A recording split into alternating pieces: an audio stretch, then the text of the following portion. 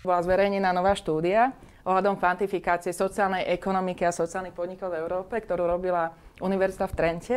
Najnovšie čísla hovoria o tom, že v Európe je 4,3 milióna subjektov, ktoré sú súčasťou sociálnej ekonomiky, čo je obrovská masa organizácií, ale z toho 4,3 milióna organizácií len nejakých 250 000 sú sociálne podniky. Takže vlastne organizácie, ktoré sú aj ekonomicky aktívne. Tak tá najnovšia štúdia hovorí o tom, že je to nejakých 11,5 milióna zamestnancov, čo znamená v nejakom prepočte viac ako 6% celej zamestnanej populácie v Európe.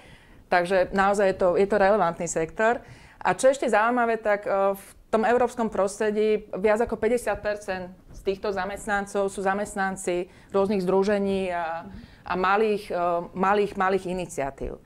A čo ale tiež musím povedať, že keď hovoríme o obrate, tak tie čísla sú naozaj tiež ako fantastické. Ako tá štúdia hovorí o tom, že obrat sociálnej ekonomiky v Európe sa blíži k nejakým 920 miliardám eur.